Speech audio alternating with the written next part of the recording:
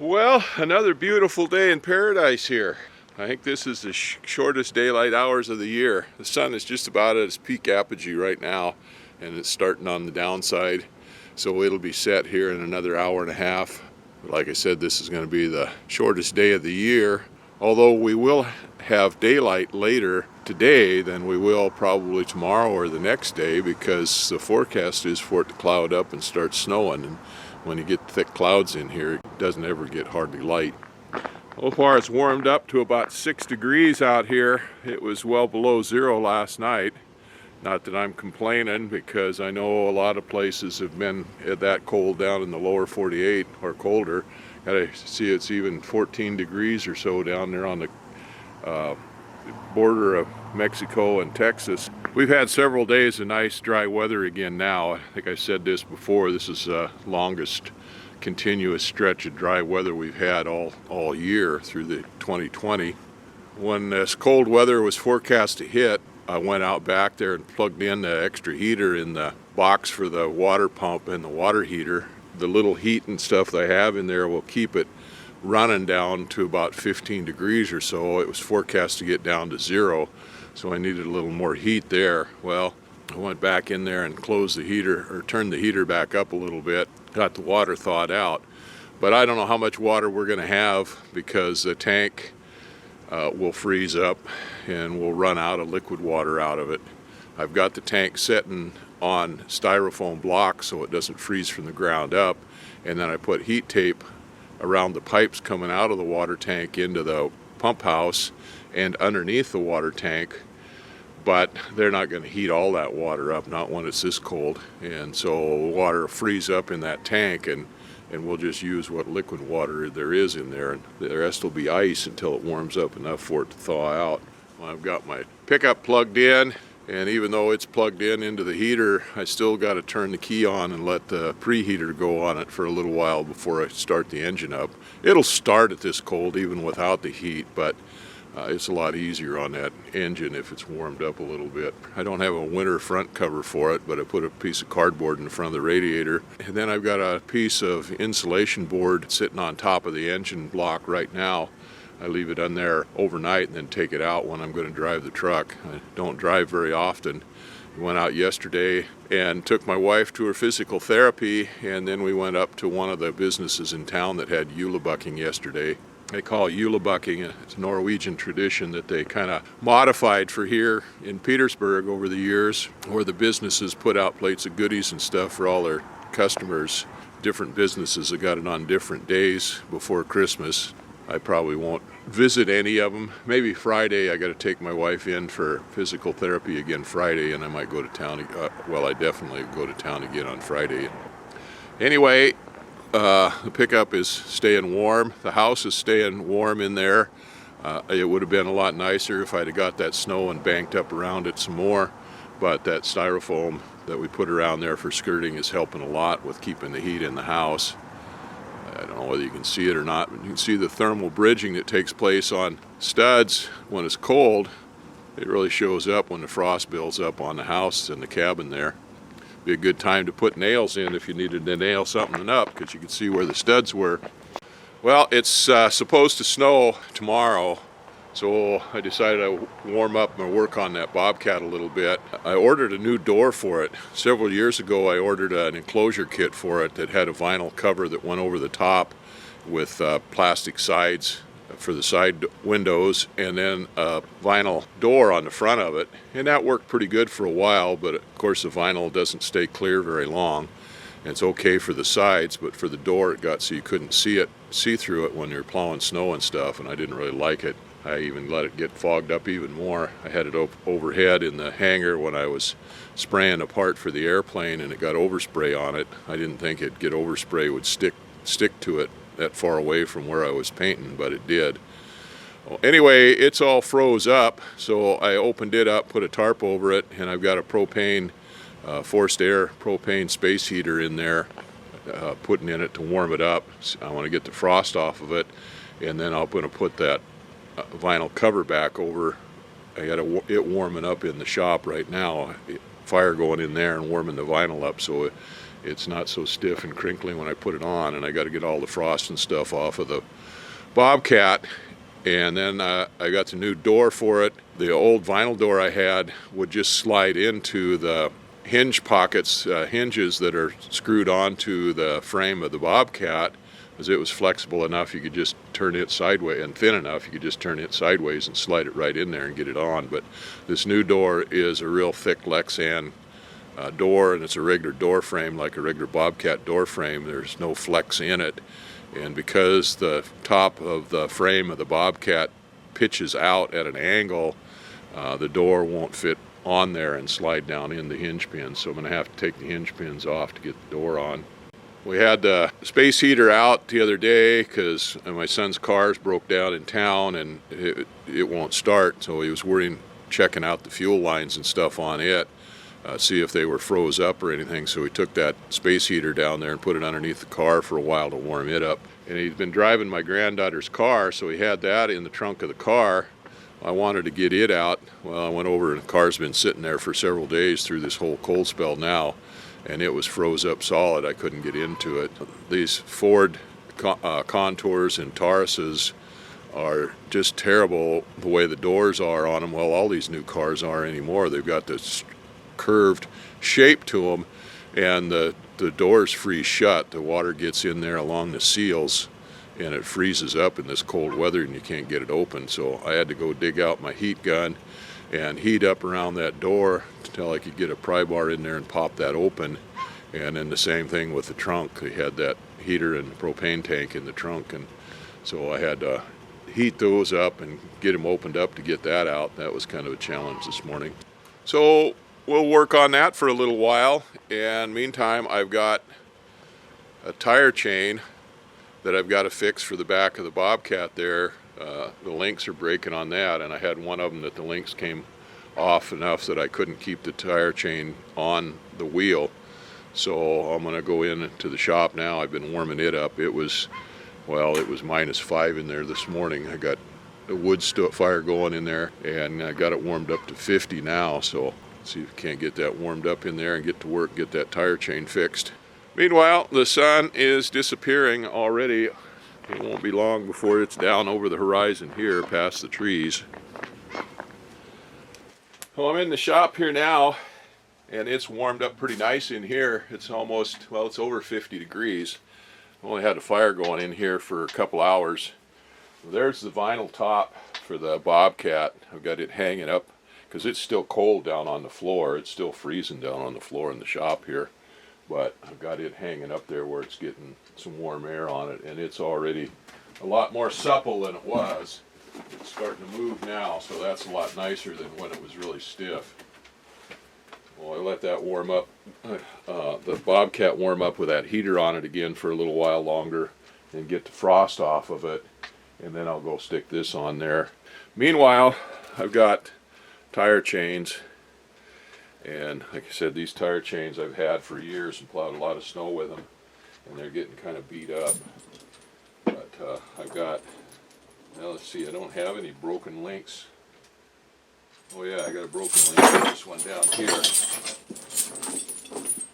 So I'll see if I can go find a, oh, there's two broke, no, that's the end there. So this link is broken. I'll have to go find something to see if I can get a hook on that. I'll have to count the links on this one and see. It may be just the hook on the end of it that's broke off, but I'll see what I can do about getting that one on.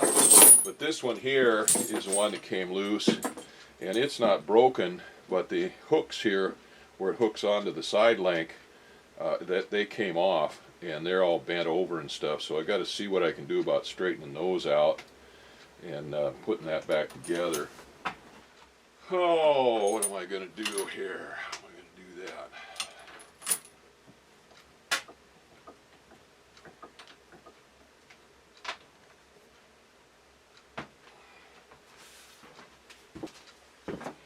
Well, we've got a tool here for crimping the chains. Actually, these might work here. They've got deals for spreading them out right there too, so maybe I can use those to spread those out. These aren't very heavy duty pliers. They're kind of stamped sheet metal, and they're just made for crimping the links on these chains, but maybe I can get that in there and spread that out. That thing's twisted. That link is twisted.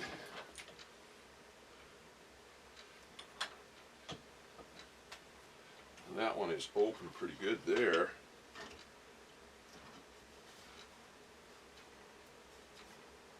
Yeah, that one opened up.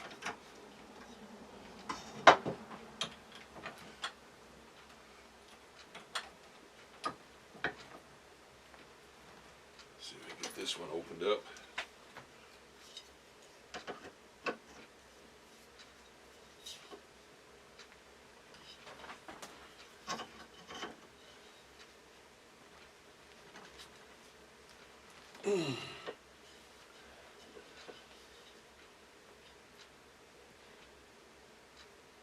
There it goes. That might be enough, except for that it's twisted.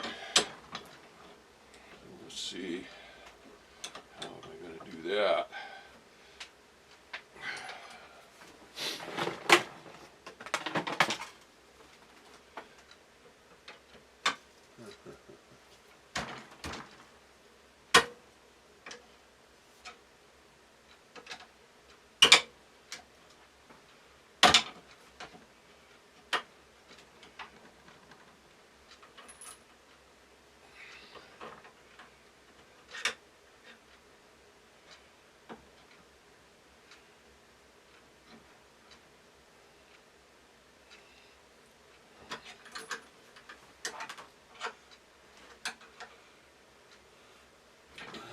Just spreading those apart, which should give me enough to get the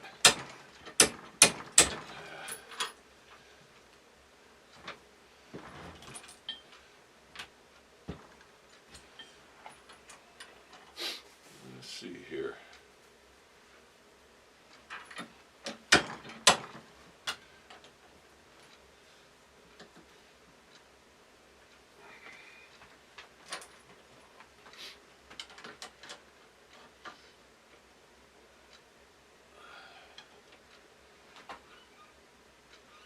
There we go. That did that. Okay. Now this one would probably stand to have that done a little bit too. There we go. That straightened those out pretty good.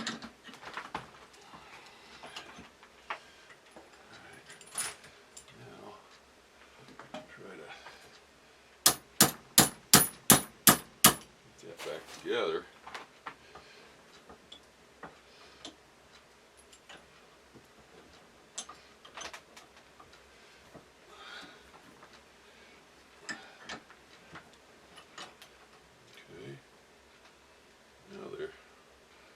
Just a little bit. Let's see what I can do about that.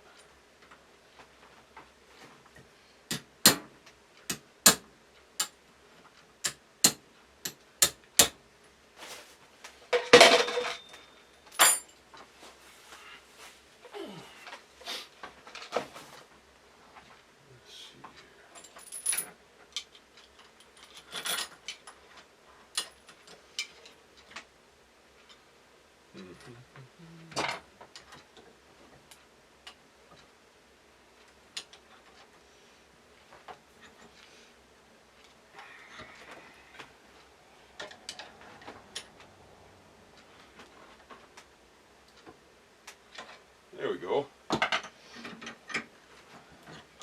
Alright, that's better. Those are lined up better now. Now we got 1, 2, 3. They're on the fourth one. 1, 2, 3, 4. Chain delay right. Alright, that looks good.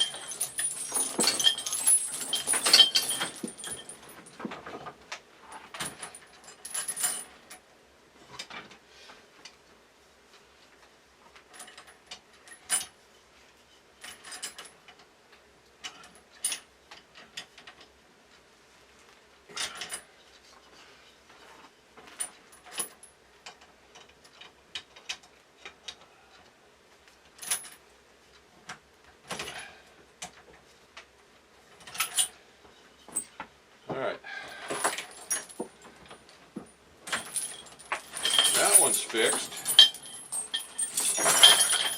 Now I've got some chain links and stuff over in a bag or a box or something over in a hanger.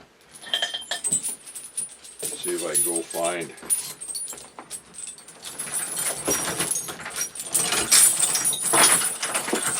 something to fix this one with.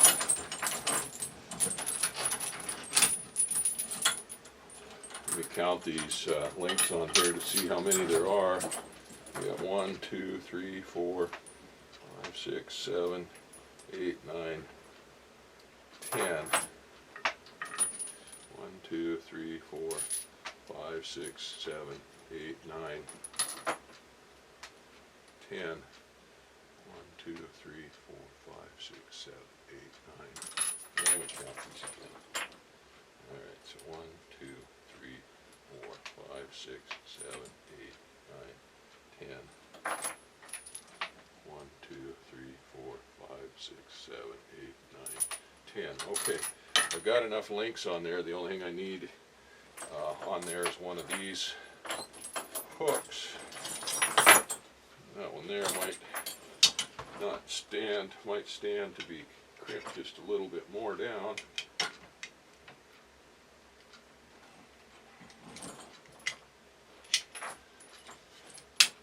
There we go. Okay. Alright, all the rest of those look pretty good, so I gotta go over to the hanger and see if I can find my links. See what I can do about that.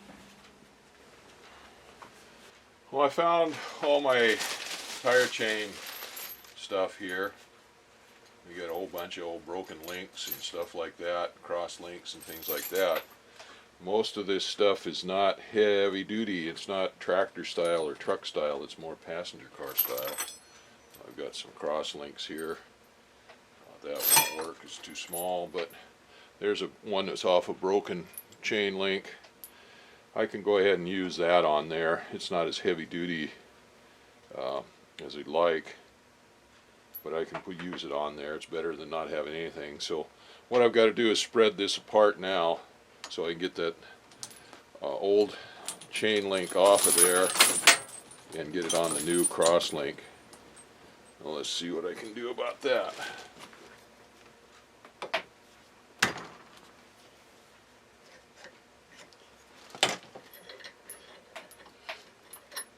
Alright, that worked. Now,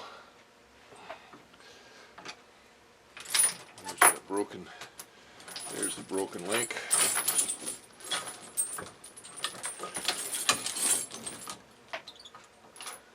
Alright, 1, 2, 3, 4, right there.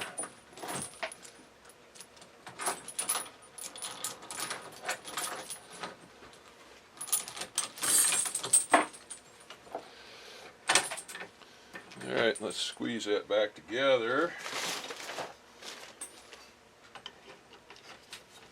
Like that.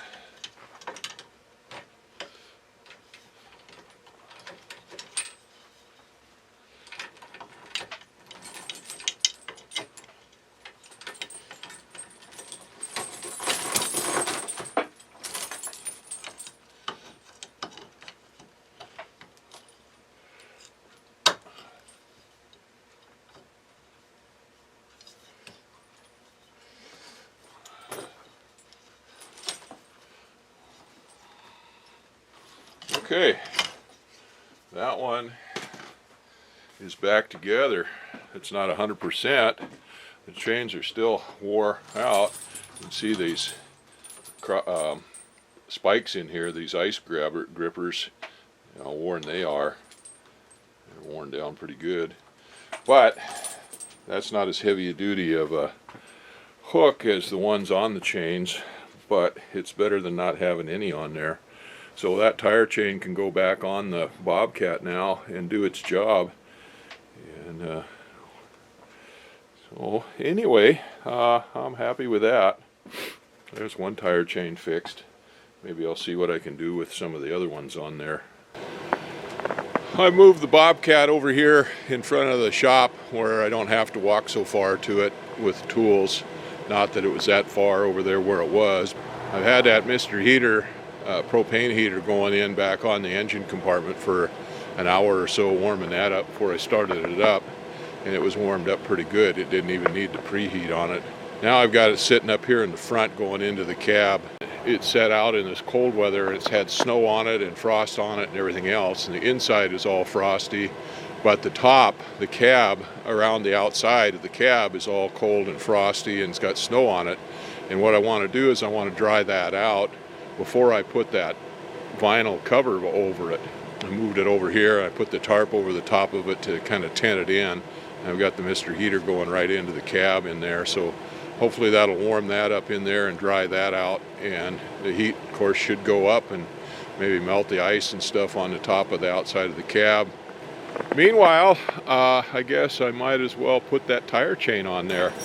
Well, this tire chain has to be lined up correctly to go on there. We've got these tensioners on it, have to go out to the outside, and then we've got the ice lugs on here that want to go up and not against the tire. So that looks like that's about it like that.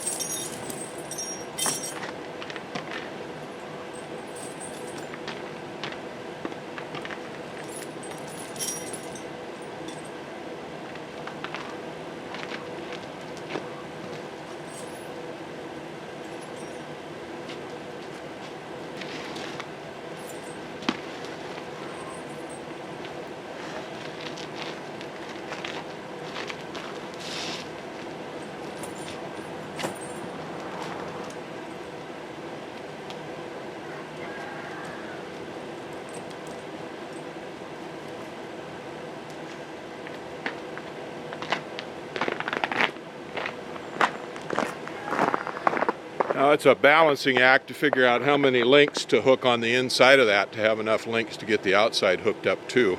Now I got to go get a wrench to tighten those tighteners up. I've got one in the cab, but I don't want to get in there and dig it out right now. You've got one over here in the shop too. A lot of chains use rubber tighteners, rubber strips, something like that. I've got a set of ones that just use springs in there. Those things aren't very good at all, but this one has these cam type tighteners on the chains like trucks do and heavy equipment does and stuff, and so you just turn those and that cams the chain tight, and that takes a T-wrench like this, fits in, this hand fits in the slot there and just turns those and tightens them up.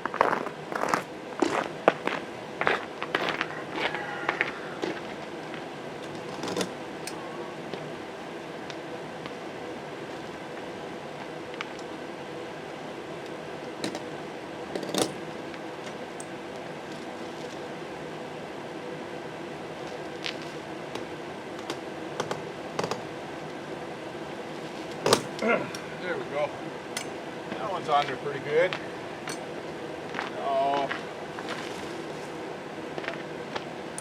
we got a broken link on this one, but that's a cross link that's broken on it. Let's see if I have any chain links to make tighten that cross link up, and I'll check the other ones and see what I got on them.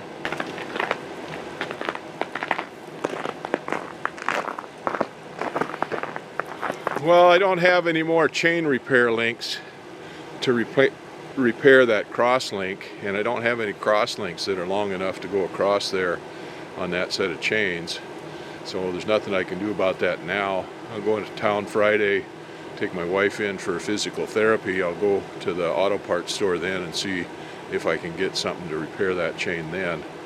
That's the only one that has any broken cross link on it. I just checked the others.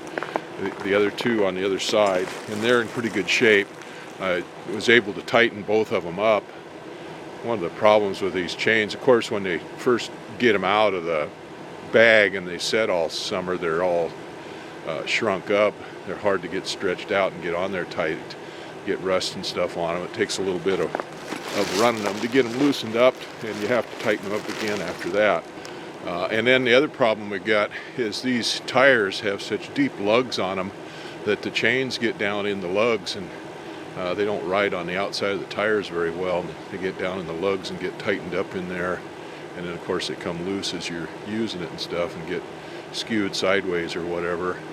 And this machine is bad about twisting those chains off or twisting them around, because it spins back and forth the way it turns and whatnot, and it spins the chains on the tire around sideways and whatnot, and gets them out of balance. So anyway, those are in pretty good shape for now. I still want to do something with that front chain right there, get a new cross link on it or get that one fixed, but for now it's good enough, better than it was. So anyway, the battery's dying. I better change the batteries on here before I do anything else. Go put these chain repair stuff away. I guess I'll take those hinges off of that frame and see if I can get that other door on there. See how we're doing and getting this thing thawed out.